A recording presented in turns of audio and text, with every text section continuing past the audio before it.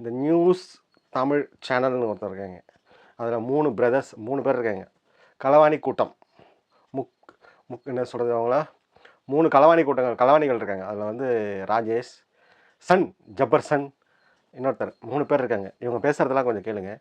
இந்த ஜபர்சனை பற்றி உங்களுக்கு ஏற்கனவே தெரியும். அந்த சன் விஜய் எங்கெல்லாம் போகிறாரு, விஜயோட அந்த மக்கள் இயக்கம் இதெல்லாம் என்னென்ன பண்ணுது, அதை மட்டுமே அவரோட டார்கெட். இதுக்கு முன்னாடி என்ன வேலை பார்த்துருந்தார் தெரியுங்களா அவர்? இதுக்கு முன்னாடி வந்து இந்த குவாரிகளில் மிரட்டி காசு வாங்கிட்டு இருந்தார். கன்னியாகுமரியில் நிறைய இடத்துல குவாரிகளில், அப்புறம் வந்து பிரசாந்த் அந்த வாடகைத்தாய் விவகாரத்தில் வந்து நிறைய மிரட்டி காசு வாங்கினார். இவர் தான் வந்து பிரத்யேக காட்சிகளை கண்டுபிடிச்சார். அதுக்கப்புறம் எங்கே போனாங்க இவங்கெல்லாம்?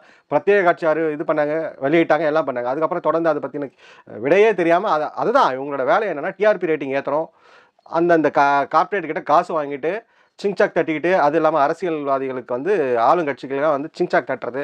இதுக்கு தான்